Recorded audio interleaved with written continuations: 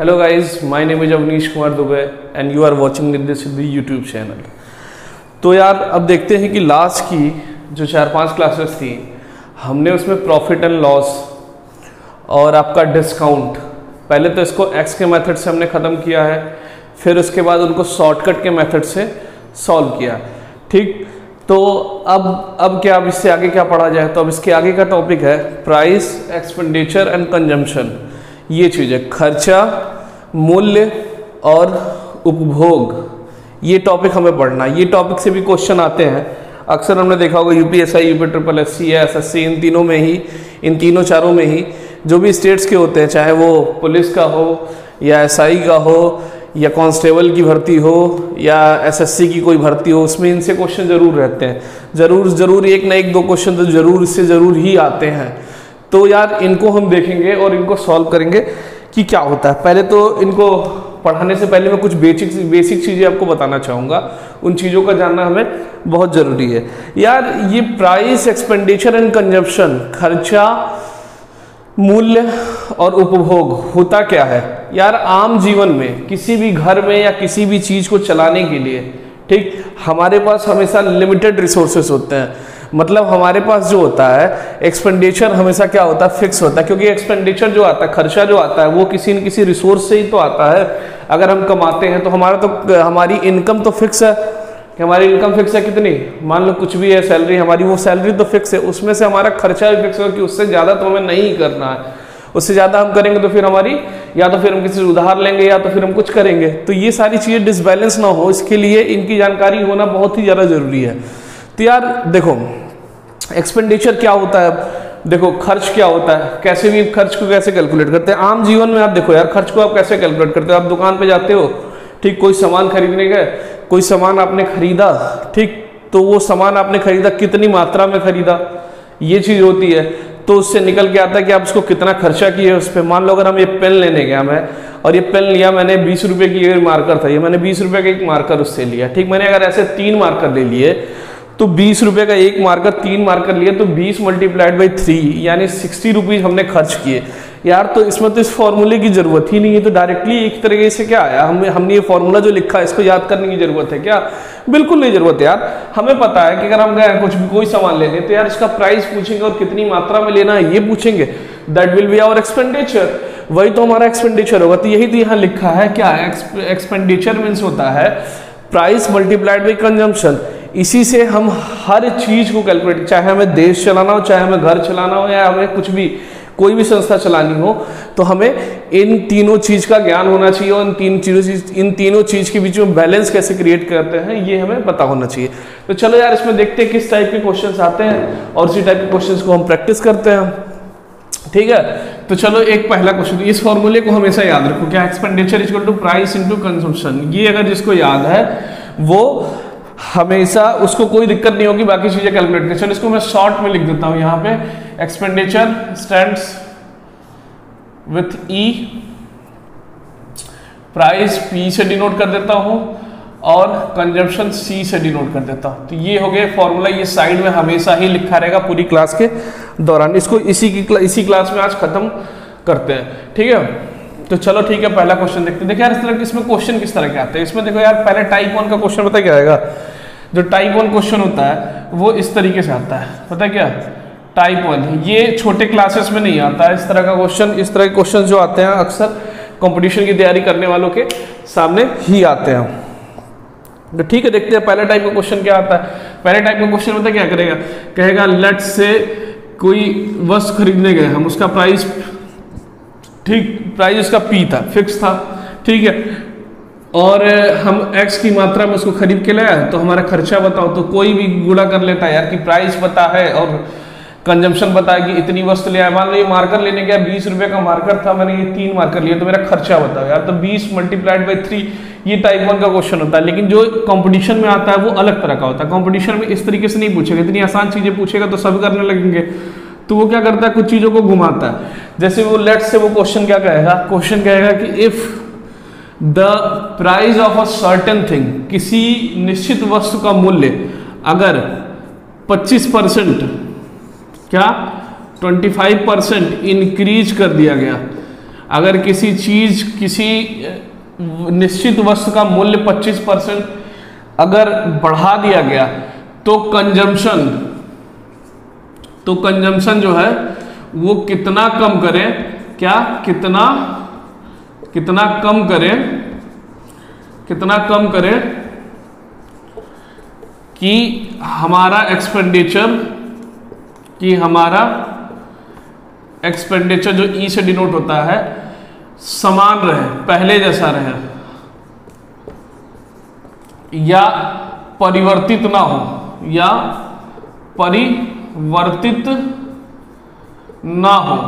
ठीक ना हो। यही चीज है क्वेश्चन, इस तरह के क्वेश्चन पूछते हैं। तो यार हमारा क्वेश्चन क्या कह रहा है? क्वेश्चन हमें कह रहा है कि हमें बताओ कि अगर कोई वस्तु लेने जा रहे हैं, उसका प्राइस अगर 25% बढ़ा दिया जाता है तो कंजम्पशन कितना कम करें हम कि हमारा एक्सपेंडिचर जो है वो चेंज ना हो। तो यार देखो, इसको करने का तरीका मैंने आपको बताया था। पहले तो हर समय मैं एक चीज बताता हूँ, हर क्लास की स्टार्टिंग में इसी से करता हूँ कि पहले तो आपको परसेंटेज को तोड़ना आना चाहिए। तो परसेंटेज को तोड़ना कैसे सिखाया था? जैसे 25% लिखा है तो यार परसेंट हटाते हैं तो हमेशा 100 होता है। क्यों 100 लिखते हैं यार? हमेशा जो परसेंट होती है ना वो क्या कहते हैं, जैसे 25/100 मतलब 25% है, तो इसका मतलब ये है कि 100 में से 25 हमने पाया है, 100 में से 25 हमने पाया, मतलब 100 नीचे आता है, 25 ऊपर आता है, इसीलिए जब परसेंट हटती है तो 100 आता है नीचे, ठीक। तो यही हुआ। तो 25, इसको परसेंट हटाते हैं तो क्या करेंगे, 100 लिखेंगे, 25 से अब 100 को कट करेंगे तो 1/4 आएगा। ये हमारा क्या होगा? ये हमारा क्या है? प्राइस इंक्रीज है ना। तो यार अब देखो, अब सारे क्वेश्चन जो होंगे उसी तरीके से होंगे। क्या रेशियो बनाएंगे हम, जैसे भी लास्ट क्लास में एमपी, सीपी, एसपी का रेशियो बनाया था वो डिस्काउंट वाली क्लास में, जो कि सारे जो कंपटीशन की तैयारी कर रहा है उन सब के लिए था वो क्वेश्चन। और मोस्टली कांस्टेबल, एसआई और एसएससी की जो तैयारी कर रहा है उनमें तुमको तो मान के चलो कि उसी में से क्वेश्चन ही आना है। अब वो टाइप वैल्यू बदल सकता है कि भाई वैल्यू कुछ चेंज कर दिया, तो वो चीजें अलग है, ठीक। तो जैसे 25% को तोड़ेंगे तो क्या है, 1/4। अब सेम उसी मेथड में इसको भी सॉल्व करेंगे। तो ये क्या है? ये प्राइस में इंक्रीमेंट है। तो यहाँ लिखे हैं क्या, हमने लिखा, मान लिया प्राइस, क्या प्राइस पी से डोनेट करते, पी में इंक्रीमेंट है कितना, तो ये क्या होगा, 1/4 जो होगा 25% प्राइस इंक्रीज हो रहा है। मतलब अगर 4 रुपए, हमेशा क्या बताया था, जब परसेंट तोड़ लो तो नीचे वाली वैल्यू को उठाओ। हमने यही बोला था ना कि जब भी कभी परसेंट को आप तोड़िए तो पहले नीचे वाली वैल्यू को उठाइए। तो नीचे वाली वैल्यू को हमने उठाया, तो नीचे वाली वैल्यू क्या है, 4 है। तो अगर मान लेते हैं ये ओल्ड, ठीक, ये न्यू, ये ओल्ड था, ये न्यू था, ठीक, ये ओल्ड लिख दिया, ये न्यू लिख दिया, चलो ठीक है। 25% हमारी वस्तु की, मतलब 25% हमारा प्राइस इंक्रीज हो रहा है, ठीक। तो 25% को तोड़ा, 1/4 आया, ठीक। तो अब ये देखो, ये 4 क्या होगा, 4 होगा उस वस्तु का मूल्य। तो 4 उस वस्तु का मूल्य है और 25% बढ़ा है, तो मतलब 1/4 है। तो 1 रुपया क्या हुआ, 1 रुपया उसका बढ़ा है हुआ मूल्य है। जो 1 आता है ऊपर वाला वो क्या होता है, वो उसका आइदर इंक्रीमेंट और डिक्रीमेंट, जो क्वेश्चन कहता है वो होता है।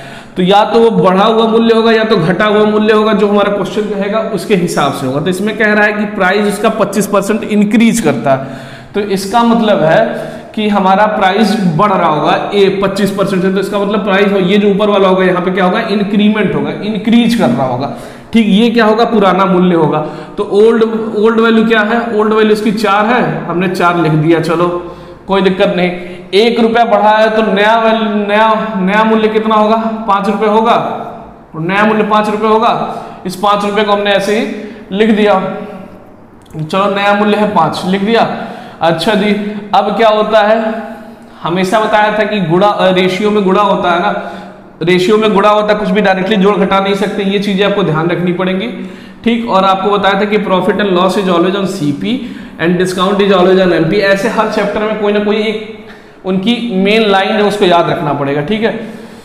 तो चलो प्राइस क्या हुआ, 25% बढ़ा, मतलब 4 उठाया, 1/4 आया, 4 उठाया, 1 बढ़ा है तो 5 हो गया, ठीक। अब क्या है, कंजम्पशन, इसके साथ हमेशा आएगा कंजम्पशन। तो कंजम्पशन क्या हो रहा है, इसका कंजम्पशन क्या हो रहा है, कंजम्पशन को कितना कम करे कि एक्सपेंडिचर सेम रहे, मतलब कंजम्पशन कम करना है कि एक्सपेंडिचर सेम रहे। तो एक्सपेंडिचर, कंजम्पशन के बारे में तो हमें कुछ नहीं पता, कंजम्पशन ही हमको निकालना है कि कितना कम करे कि एक्सपेंडिचर सेम रहे। अच्छा, तो ये तो पता है कि ये नीचे देखो, जब ये तो पता है कि जब रेशियो टू रेशियो हम बनाएंगे और इन दोनों रेशियो का हम तो जोड़ घटा तो सकते नहीं, इन दोनों रेशियो को हमेशा मल्टीप्लाई ही करेंगे। हमेशा इनको मल्टीप्लाई ही करेंगे। जब प्राइस और कंजम्पशन को मल्टीप्लाई करेंगे तो एक्सपेंडिचर ही तो आता है। जब प्राइस और कंजम्पशन को मल्टीप्लाई करते हैं तो एक्सपेंडिचर ही तो आता है। तो यहाँ पे कंजम्पशन कितना कम करे कि एक्सपेंडिचर सेम रहे। एक्सपेंडिचर सेम का मतलब क्या होता है? मतलब अगर पहले हमारा एक्सपेंडिचर 1 था तो आने वाले समय में भी हमारा एक्सपेंडिचर 1 ही रहे। अब कोई कहेगा सर हम यहाँ दो भी तो लिख सकते थे और यहाँ भी तो 2 लिख सकते थे। तो ठीक है यार, तुम 2 और 2 ही लिख लो तो फिर भी तो 2 से 2 कटेगा, क्योंकि रेशियो शॉर्ट फॉर्म में होता है, सबसे छोटे फॉर्म में। 4 और 4 भी लिखते हो तो 4 से 4 कट के 1 और 1 ही तो आएगा। तो एक्सपेंडिचर सेव रहे, यही तो है, यही ना करना है हमको। हमको फाइनली ये बनाना है, ये कम करके, मतलब प्राइस तो इसका फिक्स 25% बढ़ा तो 4 से 5 हुआ। कंजम्पशन कितना कम करेंगे? एक्सपेंडिचर 1:1 के फॉर्म में रहे। तो यार आप ये बताओ, इन दोनों का आपस में गुणा होना, हमें पता है कि हम डायरेक्टली इधर से उधर कुछ काट नहीं सकते, केवल काट सकते हैं क्रॉस में कुछ भी, मतलब इस साइड को इस साइड से काट सकते हैं, इस साइड को इस साइड से काट कर सकते हैं, और बाकी इनको आपस में मल्टीप्लाई कर सकते हैं या डिवाइड कर सकते हैं। ठीक, तो यार हमको कुछ नहीं पता था, हमको एक्सपेंडिचर इतना पता चल गया कि 1:1 का करना है और प्राइस हमारा 4 से 5 लेके जाना है। यार तो एक्सपेंडिचर कंजम्पशन कितना कम करे यार, तो यहाँ कुछ ऐसा लिखो कि ये इससे कट जाए और ये इससे कट जाए ताकि 1:1 आ जाए। तो यार हम बताएं इसका शॉर्टकट क्या होगा? इसका शॉर्टकट ये होगा कि जो ये लिखा हो, जो भी प्राइस बढ़ रही हो या घट रही हो, उसके जस्ट अपोजिट लिखो। 5 यहाँ लिखा था, 5 यहाँ लिख दिया, फिर यहाँ पे क्या लिख दिया? यहाँ पे 4 लिख दिया, ताकि ये भी रेशियो था, ये भी रेशियो था। तो अब अगर मल्टीप्लाई करेंगे तो पहले इस 4 से ये 4 कैंसिल हो जाएगा और इस 5 से इस 5 ये 5 कैंसिल हो जाएगा। तो यहाँ भी 1 हो गया, यहाँ भी 1 हो गया, ठीक, यहाँ भी 1 हो जाएगा, यहाँ भी 1 हो जाएगा। तो सब आपस में मल्टीप्लाई होकर 1:1 हो गया। इसका मतलब कंजम्पशन क्या होगा? इसका मतलब कंजम्पशन हो रहा है, कंजम्पशन अगर ये प्राइस हमारा 4 से 5 जा रहा है तो हमको कंजम्पशन 5 से 4 करना पड़ेगा।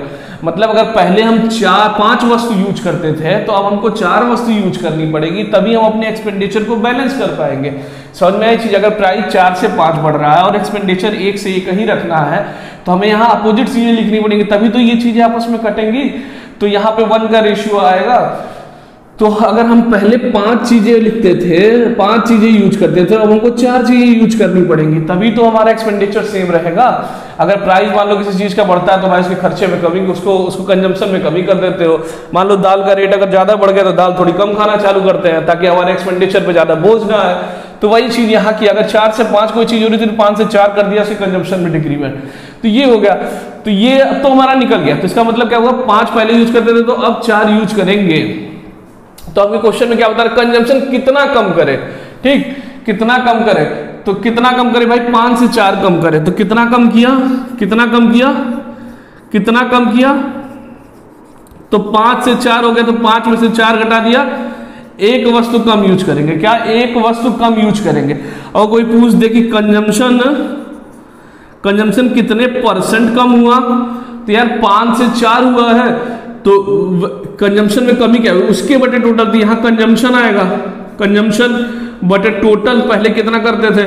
मल्टीप्लाइड बाई 100 होगा, यही तो होता है परसेंट बनाने का तरीका। तो कम क्या हुआ? 5 से 4 हुआ तो कंजम्पशन 1 का कम हुआ, ठीक। और कितना पहले था? पहले 5 था, 5 लिख दिया, मल्टीप्लाइड बाई 20, मल्टीप्लाइड बाई 100 लिख दिया, तो इससे ये कट गया, तो ये आया 20%, परसेंट निकल गया। तो 20% जो होगा कंजम्पशन में डिक्रीमेंट कर देंगे हम।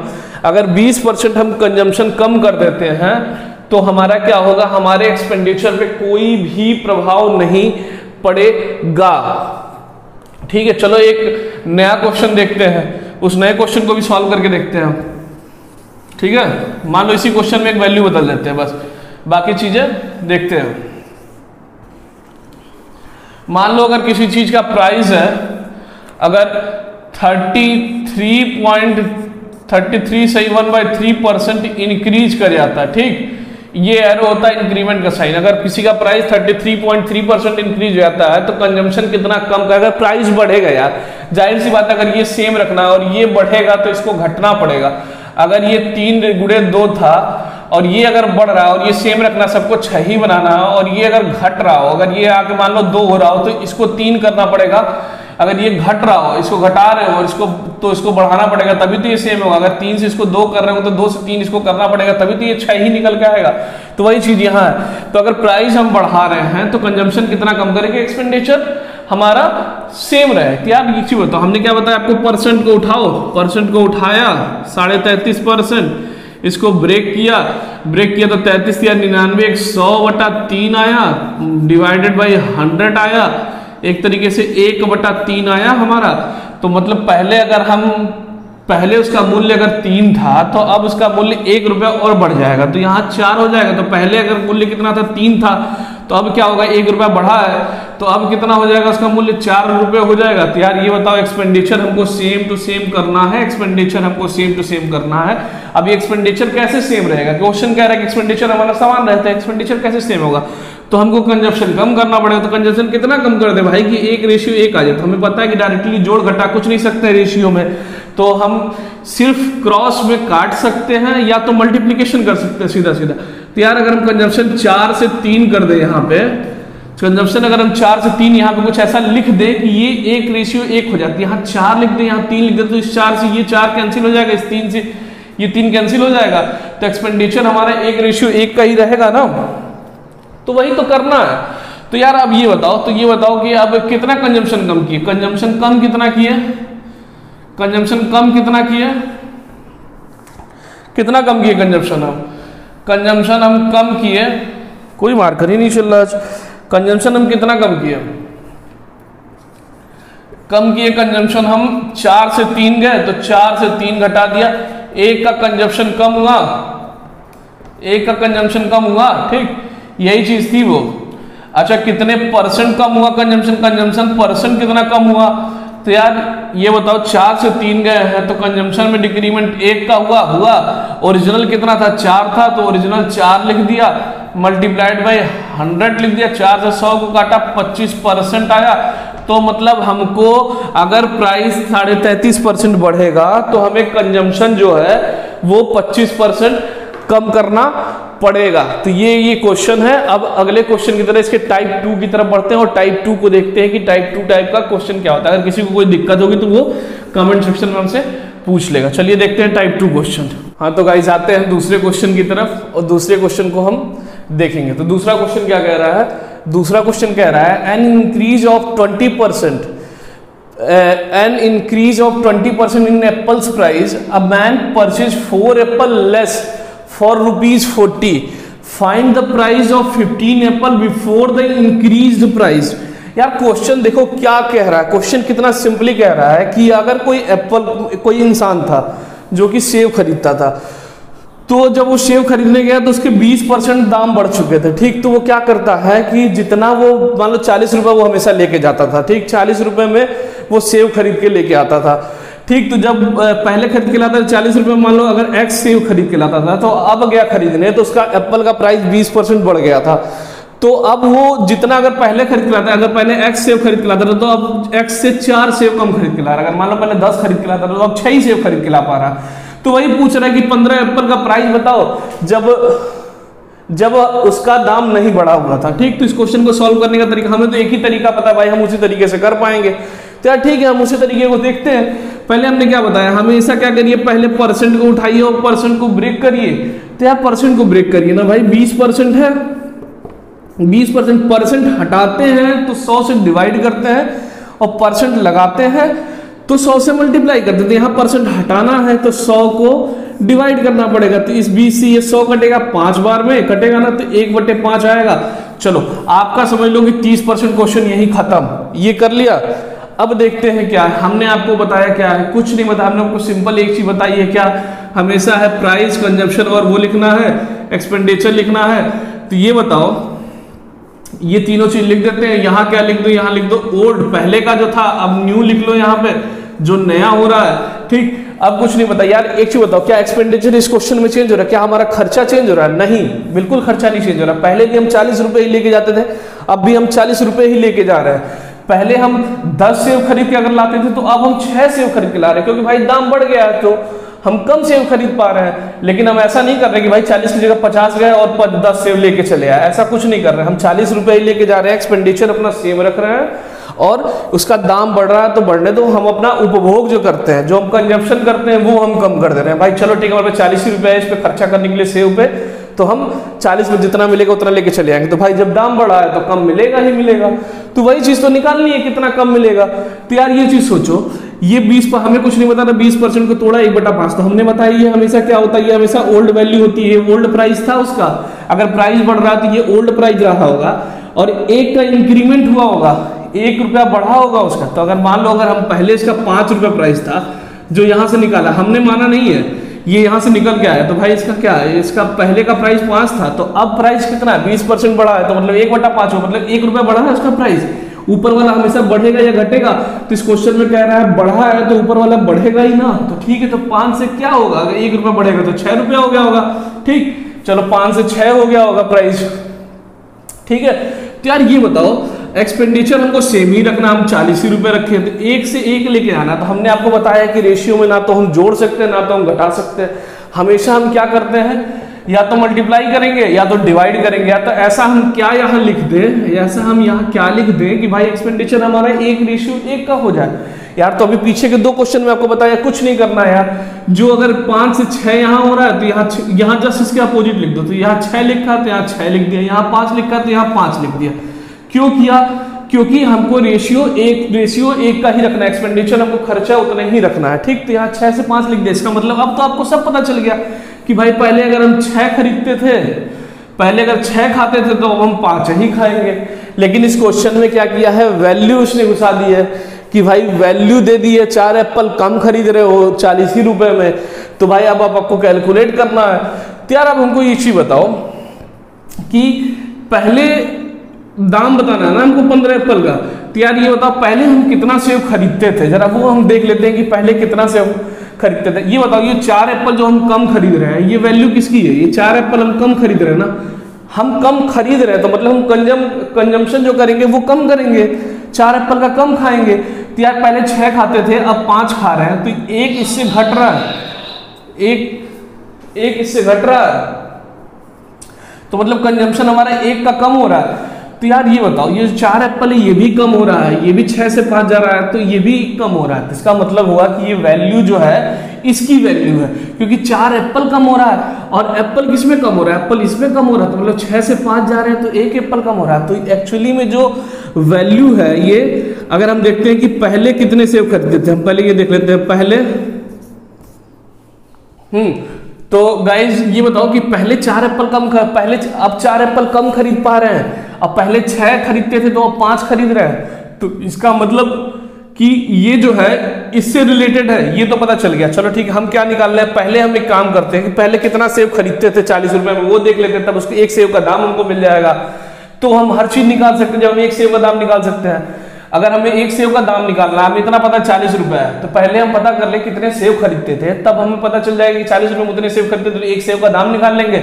उसके बाद उतने सेब, जितने भी सेब का दाम बताना होगा हम बता देंगे। तो यार अभी एक चीज बताओ हमको कि पहले ये बताओ कि पहले जो था, पहले कितने सेब खरीदते थे, ये लिखो पहले कितने सेब खरीदते थे। ठीक, सेब खरीदते थे। तो यार ये बताओ कि ये जो हमारे पास तो यही है, 4 एप्पल है, वैल्यू किसकी। अब ये चीज देखते हैं हमको क्या लगाना पड़ेगा इसके लिए, वैल्यू किसकी चाहिए, किसकी, ब्रह्मास्त्र लगाना पड़ेगा।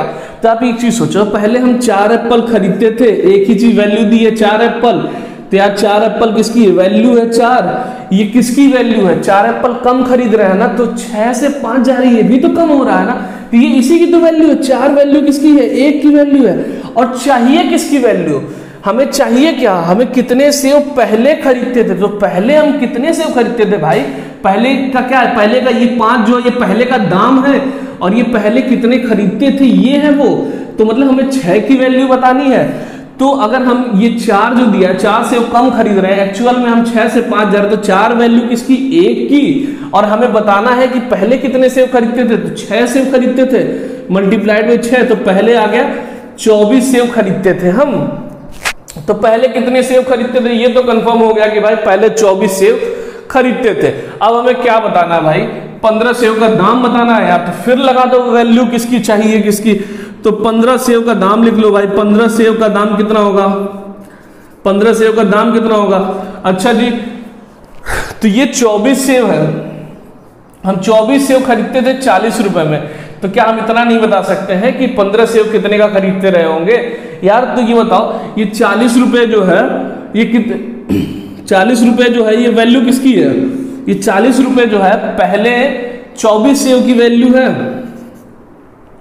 रुपए है, ये सेव है, ये भी सेव है, ये इसकी बतानी है। देखो यार, अब बतानी किसकी है? बतानी एक तरीके से 15 एप्पल की है, ये भी एप्पल है, ये भी एप्पल है, 24 भी एप्पल है, 40 बस रुपए है। तो यार वैल्यू क्या होता है? हमेशा जो ना कमाने वाला होता है वही तो वैल्यू होता है। तो यार भाई ये भी एक तरह का परिवार, 24 एप्पल 15 एप्पल दोनों एक तरह के परिवार में, दोनों ना कमाने वाले। कमाने वाला कौन अलग कौन है? 40 है, 40 रुपए है, तो ये कमाने वाला हुआ। तो यार 40 वैल्यू होगी, ये 40 वैल्यू किसकी? 24 सेव की, और ये 15 सेव की बतानी है। तो ये भाई इसमें मल्टीप्लाई कर दो, सीधा सीधा यहां से कैलकुलेट करके निकाल दो। 3 × 5 = 15 कटेगा, 3 से 8 बार में कटेगा, 8 से 5 बार में कटेगा, तो 25 रुपए हुए पुराने दाम के। पुराना जो दाम हुआ 25 रुपए हुआ, 15 सेव का जो दाम हुआ वो 25 रुपए हो गया।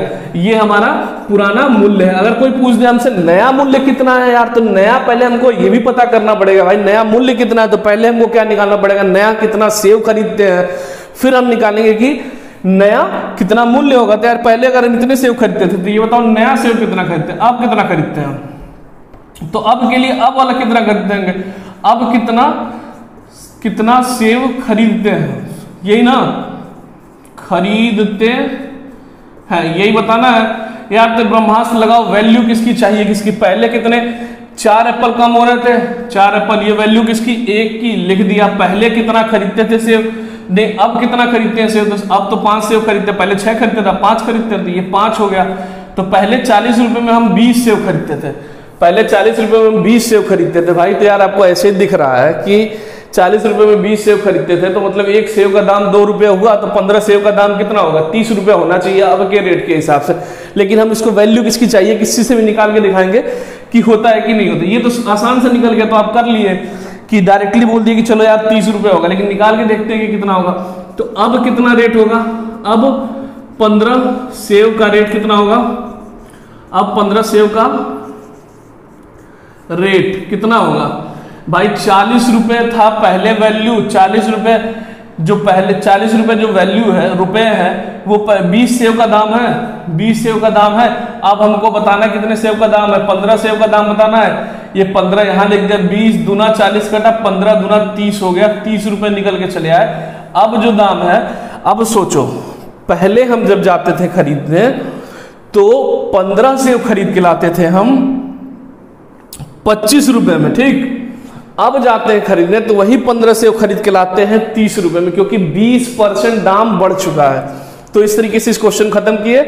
और अगर किसी को कोई डाउट होगा तो इस क्वेश्चन को फिर से वो दोबारा देखे, क्योंकि मैंने एक एक चीज को बहुत ही बारीकी से बताया, और कुछ दिक्कत होगी तो वो कमेंट में हमें बताएगा, तो मैं उसके डाउट को और भी क्लियर कर दूंगा। अगली क्लास में बताने से पहले उस क्वेश्चन के डाउट को क्लियर कर दूंगा।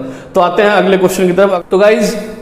तो गाइज आते हैं अगले क्वेश्चन की तरफ। हाँ, a reduction of a 40% price of x would enable some man to buy 56x more of ₹10। क्या देख रहे हो, पुराने वाले क्वेश्चन की तरह है। क्या कह रहा है क्वेश्चन? ये कह रहा है कि अगर किसी अंडा अगर हम खरीदने जाते थे x रुपए लेके, तो x रुपए लेके जाते थे, y अंडा खरीद के लाते थे, ठीक। अब क्या हुआ कि गए तो उसका अंडे का दाम 40% घट गया था, तो अब हम x रुपए लेके जा रहे हैं तो 56 अंडा ज्यादा खरीद के ले आ रहे हैं। तो पहले x खरीदते थे तो अब x + 56 खरीद के ला रहे हैं। तो बताना है कि भाई इसका रिड्यूस प्राइस कितना। तो क्या ये पुराने वाले क्वेश्चन की तरह से नहीं है? पुराने वाले क्वेश्चन की तरह तो है यार। ये बताओ कि 10 रुपए लेके जाते थे, पहले हम x अंडा खरीद के लाते थे, अब अंडे का रेट घट गया 56, तो हम 10 ही रुपए में 56 अंडा और ज्यादा खरीद के ला रहे हैं। तो भाई हम घटा हुआ मूल्य बताना है। तो यार ये बताओ, हमने क्या बताया? हमने बताया परसेंटेज उठाओ, परसेंटेज को तोड़ो। परसेंटेज प्राइस का है यहाँ पे, पिछले क्वेश्चन में प्राइस का था, तो परसेंटेज को ब्रेक किया, 40 से 100 आया, परसेंटेज हटाया, 100 से डिवाइड किया, 0 कटा, ये 2/3 2/5 हुआ कट के। तो इसका मतलब पहले अगर प्राइस 5 रुपए था तो अब 2 रुपए घटा है, क्योंकि क्वेश्चन कह रहा है 40% घटा है, तो 2 रुपए घटा है। पहले 5 रुपए था तो अब 2 रुपए घट के 3 रुपए हो गया। तो ये लिखा प्राइस, ठीक, ये लिखा ओल्ड, ये लिखा न्यू, ये लिखा कंजम्पशन, ये लिखा एक्सपेंडिचर। हमको कुछ नहीं पता था, हमने इतना कुछ लिख लिया। एक्सपेंडिचर तो हमको इतना पता है कि 1 का रेशियो ही 1 करना है, क्योंकि पहले भी 10 रुपए लेके जाते थे, अब भी 10 रुपए ही लेके जाते हैं। ठीक, तो यार ये बताओ प्राइस पहले 5 रुपया था, अब कितना प्राइस हो गया? 2 रुपया घट के 3 रुपया हो गया, लिख दिया। यार कंजम्पशन एक्सपेंडिचर 1 रेशियो 1 का करना है तो कंजम्पशन को उल्टा लिखना पड़ेगा, तो कंजम्पशन लिख दिया 3:5। इस 5 से ये 5 कटेगा, इससे ये कटेगा, तो 1 रेशियो 1 आ गया। तो मतलब पहले अगर हम 3 अंडा खरीदते थे तो अब हम 5 अंडा खरीद के लाएंगे। लेकिन क्वेश्चन क्या कह रहा है? क्वेश्चन कह रहा है कि 56 अंडे ज्यादा खरीद के लाते हैं हम, 56 अंडे ज्यादा खरीद के लाते हैं। भाई तो पहले हम कितने अंडे खरीदते थे? पहले ये निकालते, क्या निकालते हैं? पहले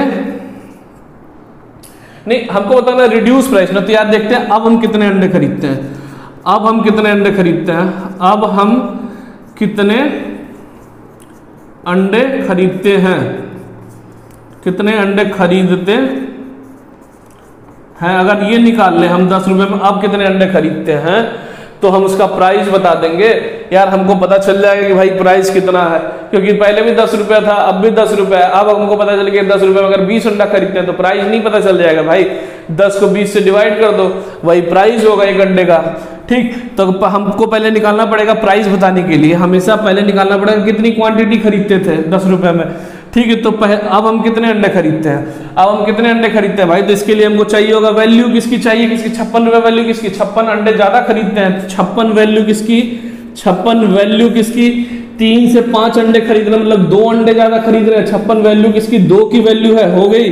अच्छा, अब क्या बताना है? इसमें बताना क्या है? अब हम कितने अंडे खरीदते हैं? तो भाई पहले अगर हम 3 खरीदते थे तो अब हम 5 खरीदते हैं ना, तो 5 अंडे खरीदते हैं। तो भाई अब कितने अंडे खरीदते हैं? 28, और इससे मल्टीप्लाई किया 140 अंडे खरीदते हैं, 140 अंडे खरीदते हैं ना।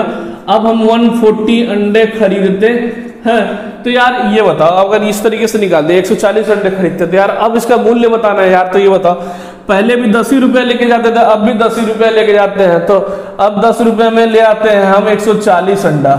ठीक, 140 अंडे, तो भाई 1 अंडे का दाम कितना है? 1 अंडे का, तो 1 अंडे का दाम नहीं बताना है, बताना है कि 1 रुपए में कितना अंडे खरीद के, मतलब जो भी है 10 रुपए में पहले 140 अंडे खरीद के ले आते थे हम। 10 रुपए में पहले का नहीं पता, 10 रुपए में हम अब जो है 140 अंडे खरीद के ले आते हैं, यही तो कहना है। क्योंकि एक्सपेंडिचर तो सेम था, पहले भी 10 रुपए था, अब भी 10 रुपए ही है। तो अब 10 रुपए में हम 140 अंडे खरीद के ले आते हैं यार, तो दाम कितना हुआ यार? एक तरीके से आप देखो 10 रुपए में 140 अंडे, तो एक तरह से समझो 1 रुपए में क्या हुआ? 1 रुपए में 14 अंडे हुए, 1 रुपए में 14 अंडे हुए, तो यार इसका रेट निकल गया कि 1 रुपए में हम 14 अंडे खरीद के लाते हैं। सिंपल सा है क्वेश्चन। पहले हमको अगर रेट बताना है तो पहले हमको निकालना पड़ेगा कितनी क्वांटिटी खरीदते थे, कितनी क्वांटिटी खरीदते थे, तो कितनी क्वांटिटी खरीदते थे? 140 अंडे खरीदते हैं।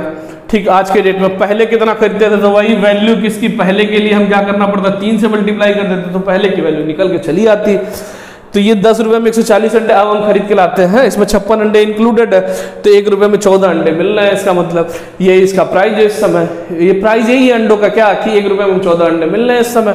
चलो ठीक है, अगले क्वेश्चन की तरफ देखते हैं। अगला क्वेश्चन टाइप देखते हैं। हाँ, तो गाइस जाते हैं अगले क्वेश्चन की तरफ। अगला क्वेश्चन कहता है कि एक आदमी जो है 5 रुपए में 8 वस्तु बेचता है, ठीक, तो उसको 20% की हानि होती है। नहीं बताया है कि कितना प्राइस था, कितना क्या था। तो पहले 5 रुपए में 8 वस्तु बेचता था तो 20% की हानि होती थी उसको। जितने में अगर 100 रुपए में खरीद के लाता तो 80 रुपए ही निकाल पाता था, 20 रुपए उसका डूब जाता था। ठीक, तो अब वो क्या कह रहा है? कह रहा है भाई हमको 10% कमाना है, मतलब अगर हम 100 रुपए लगाए तो 110 रुपए हमको कमाना है। ये मतलब 10% माने 10 रुपए उसको कमाना, मतलब टोटल 110 रुपए उसके पास होना चाहिए। तो वो कितने कीमत कितनी रखे भाई उसकी? तो यही तो क्वेश्चन बताना यार। इसमें क्वेश्चन में देखो ये भी परसेंट दोनों सेम टाइप के हैं, ठीक, और ये क्या है? एक टाइप के हैं, मतलब ये दोनों एक तरह के निकम्मे हो गए। निकम्मे माने किसी काम के नहीं हो गए। ये हो गया अलग तरह का, मतलब ये घर में कमाने वाला हो गया, तो इसकी ये वैल्यू होगी ऊपर वाली, ठीक है। तो यार ये बताओ 5 रुपए में 8 वस्तु बेचता था, तो एक वस्तु का दाम कितना होगा यार? एक वस्तु का दाम बताओ जरा, एक वस्तु का दाम बता दो हमको। हम तो एक लाइन में इस क्वेश्चन को लिख दें, हम एक लाइन में इस क्वेश्चन करके बता दें कि भाई कितना उत्तर होगा, कितना निकलेगा। तो एक वस्तु का दाम बताओ, पहले आप एक वस्तु का दाम बताओ। एक वस्तु का दाम बताओ तो क्या होगा? एक वस्तु का दाम होगा यार 5 रुपए में 8 वस्तु बेचते थे, 5 रुपए में 8 वस्तु बेचते थे, तो एक वस्तु का दाम हो गया 5/8 रुपए। यार जाहिर सी बात है 10 रुपए में 5 चीज खरीद के ला रहे, तो 10 को 5 से डिवाइड करोगे तभी तो बताओगे कि एक वस्तु 2 रुपए की है। तो वही हालत यहाँ है कि तो 5 रुपए में 8 वस्तु बेचते हैं, तो इसका मतलब एक वस्तु का दाम 5/8 हो गया। अब ये बताओ ये वैल्यू किसकी है? यार इतने में जब हम बेचते थे तो क्या 20% की हानि होती थी कि नहीं होती थी ना? अच्छा जी, तो एक तरीके से अगर 100 रुपया था उसका मूल्य तो 20% की हानि होती थी, इसका मतलब 80 में बेचते थे, ठीक 20% की हानि होती थी। तो अच्छा जी, अब 10% का प्रॉफिट कमाना है, इसका मतलब हमको 110 रुपए में बेचना होगा, ये सेलिंग प्राइस होगा, ये भी सेलिंग प्राइस होगा, 10 रुपए में बेचना होगा, मतलब 110 रुपए में बेचना होगा टोटल इसको, तभी तो हमको 10 रुपए का प्रॉफिट होगा। अगर 100 रुपए हम लगाते थे, 20% की हानि होती थी, मतलब 80 में बेच देते थे, पूरा निपटा देते थे। अब हमको 10 रुपए कमाना है, 10% कमाना है, तो हमको 110 रुपए टोटल बनाना पड़ेगा ना। तो अच्छा जी, तो ये 5/8 है, ये वैल्यू किसकी है? 20% की हानि होती थी जब इस रेट से हम बेचते थे, तो 20% की हमको हानि होती थी ना। तो ये वैल्यू किसकी है? ये वैल्यू है 20% हानि की, मतलब 80 रुपए की वैल्यू है। हमको चाहिए किसकी? 110 रुपए की, क्योंकि अगर हम इस रेट से बेच देंगे, अगर हम इतने रुपए में बेच देंगे तो हमारा ऑटोमेटिक जो होगा वो सेट हो जाएगा, तो हमारे 10 रुपए हमको मिल जाएगा। यार जब हम इस तरीके से बेचते थे तो इतने में बेचते थे, ठीक, तो अगर हम इतने में बेच देंगे तो हमारा 10% का लाभ हो जाएगा, बिल्कुल हो जाएगा लाभ यार। तो ये 5/8 वैल्यू किसकी है? 5/8 वैल्यू किसकी है भाई? वैल्यू है 80, 20% का हानि होता था, मतलब 80 की वैल्यू है, और हमको चाहिए किसकी? 110 की वैल्यू चाहिए, तो अपने आप रेट निकल गया। एक लाइन में क्वेश्चन सॉल्व हो गया।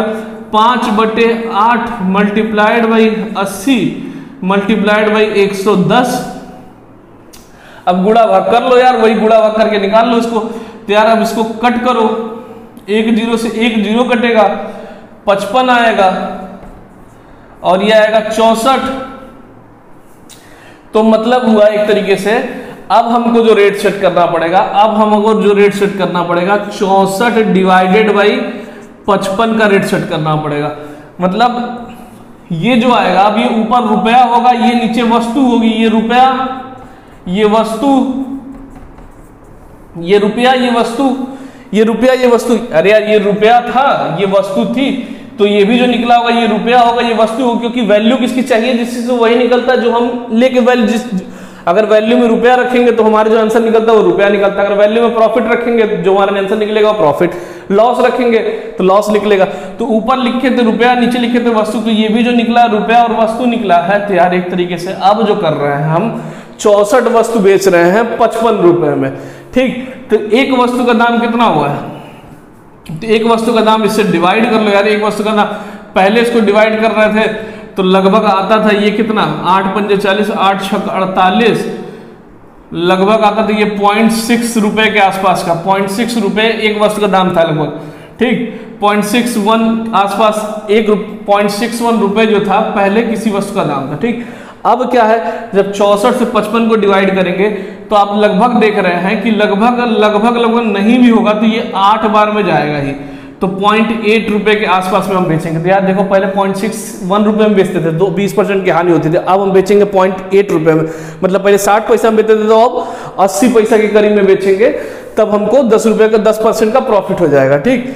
तो ये सब चीज निकालने की जरूरत नहीं, बस आप इतना ही लिख दोगे ना कि 55/64 आपका निकल के चला है, इसका डायरेक्ट डिवीजन भी कर दोगे तो भी लिख दोगे यार कि 80 पैसे में बेचते थे तो हमारा 10% का प्रॉफिट होता है। तो ये सिंपल सा तरीका है, ठीक। अब आते हैं अगले क्वेश्चन की तरफ। अगले क्वेश्चन को देखते हैं, ये एक अलग तरह का टाइप था। तो गाइस आते हैं अगले क्वेश्चन की तरफ। अगला क्वेश्चन भी पुराने क्वेश्चन से मिलता हुआ है। क्या कह रहे हैं, एक आदमी 10 रुपए में 20 वस्तु बेचता है तो उसको 30% की हानि होती है और वो 40% का लाभ कमाना चाहता है, तो कीमत कितनी रखनी चाहिए? यार देखो, अगर करना चाहो ना यार तो ऐसे निकालो कि क्या, कि एक वस्तु का मूल्य कितना है, ठीक। एक वस्तु का मूल्य तो निकाला, एक वस्तु का मूल्य पहले कितना था, तो 10 रुपए में 20 वस्तु बेचता था, तो मतलब 10/20 ये पहले मूल्य था। अब ये किसकी वैल्यू है, ये 100 रुपए अगर पहले कॉस्ट प्राइस होता था, टोटल हमारा 100 रुपए में अगर खरीद के लाते थे तो पहले इस रेट पे जब बेचते थे, इस रेट पे जब बेचते थे तो हमें 30% की हानि होती थी, तो मतलब 70 रुपए में हम बेचते थे। अब हमको कितना परसेंट कमाना है, 40% कमाना है, मतलब हमारा 100 का 40% होता है 40 रुपए, 100 गुणे 40/100 40 रुपए निकल के आएगा। तो 140 रुपए हमको पूरा टोटल चाहिए, 100 रुपए हम लगाते थे, ठीक, तो पहले जब हम इस रेट से बेचते थे तो 70 रुपया ही हम कमा पाते थे, 70 रुपया ही हम बना पाते थे, 30 रुपया की हमारी हानि हो जाती थी। अब हमको रेट नया तय करना है ताकि हम 100 रुपया लगाए थे तो 140 रुपया हमारी जेब में आ जाए, मतलब 40 रुपये का हमको फायदा हो जाए। तो सीधी सी बात है यार, ये वैल्यू किसकी है? इस वैल्यू से जब हम बेचते थे तो इतने में बेचते थे, अब हमको नहीं बतानी है तो हम इतने में बेचेंगे। तो यार 10/20 जो है ये वैल्यू किसकी है? 10/20 जो है वैल्यू है हमारी 70 की, क्योंकि इससे 30% का हानि होता था। अब हमको बतानी कितने की? 140 की, तो 140 लिख दिया। सिंपल सी बात है, इससे इसको कट किया, ये 2 बार में कटा, इससे इसको कट किया, ये 2 बार में कटा, ये कटा, ये कटा, तो ये आ गया 1 रुपए। ठीक, तो ये आया नया रेट है नहीं, ये नया रेट निकल के आया 1 रुपया। तो अब मतलब पहले देखो, पहले हम 10 रुपए में 20 वस्तु बेचते थे, तो मतलब एक वस्तु जो बेचते थे ये कट करते थे, तो मतलब 0.5। तो मतलब पहले जो हम बेचते थे, पहले 50 पैसे में बेचते थे, पहले हम एक वस्तु 50 पैसे में बेचते थे तो हमें 30% की हानि होती थी। अब हम 40% का लाभ कमाना चाह रहे हैं तो नया निकालना, नया रेट, तो 1 रुपया आ रहा है। तो मतलब हम पहले 50 पैसे में बेचते थे तो अब हम 1 रुपये में बेच रहे होंगे, तब हमको 40% का फायदा होगा। ठीक, तो देखो कैसे कवर अप किया। तो पहले एक वस्तु का मूल्य निकाला 10/20, ये 0.5 50 पैसे आया। ऐसे काटने की जरूरत नहीं है, डायरेक्टली फाइनल में काटा करो। ठीक, 10/20 आ गया। ठीक, तो 30% की हानि होती थी, तो इस रेट पे बेचने में 30% की हानि, मतलब ये जो वैल्यू है 30% कम करके वैल्यू है, मतलब 100 रुपया का पहले लगाते थे तो 30% की हानि मतलब 70 रुपया होता था। तो 100 जो वैल्यू है, इस 70 की वैल्यू है ना। अब चाहिए किसकी? 40% लाभ की। तो 40% लाभ जोड़ेंगे जब कॉस्ट प्राइस में 140 रुपये, तो मतलब पहले 70 रुपये की वैल्यू थी, तो अब 140 रुपये की वैल्यू बतानी है। 10/20 पहले वैल्यू थी 70 की, अब बतानी 140 की, कट किया 1 रुपया। तो पहले अगर 50 पैसे में बेचते थे तो अब हम 1 रुपये में बेचेंगे फाइनली। तो यार ये क्वेश्चन खत्म हुआ। तो यार इस तरह इस टॉपिक में जितने तरह के क्वेश्चन थे, सारे तरह के क्वेश्चन हमने आपको करा दिए। ठीक, तो आप इस वीडियो को बार बार देखिए, 2-3 बार जब देखेंगे तो आपके सारे कॉन्सेप्ट जो आप फंस रहे होंगे वो भी क्लियर होंगे, और कुछ फंसेगा तो आप कमेंट सेक्शन में डाल के पूछ सकते हैं। जनरली टीचर जो करते हैं इस टॉपिक को स्किप कर जाते हैं। आपको यूट्यूब पे कहीं इस तरह की वीडियो जल्दी मिलेगी नहीं कि जिसमें प्राइस, एक्सपेंडिचर और कंजम्पशन पे कोई वीडियो बना के आपको बता रहा हो या आपको कोई चीजें समझाया हो। मैंने आपको ये पूरी चीजें समझाई है, क्योंकि ये थोड़ा सा टिपिकल पड़ता है। लोग इसको स्किप करना ज्यादा अच्छा समझते हैं एज कम्पेयर टू कि बता दें और फंसे रहे उसमें। तो मैंने आपको ये तीनों तरह के क्वेश्चन थे, इसको ये बताया है, और ये है कुछ नहीं, हमारा एक ही कॉन्सेप्ट, वैल्यू किसकी चाहिए जिसकी, उसी पे इसको भी फायर कर दिया हमने। अब मिलते हैं अगली वीडियो में, और लाइक और सब्सक्राइब करना मत भूलिएगा।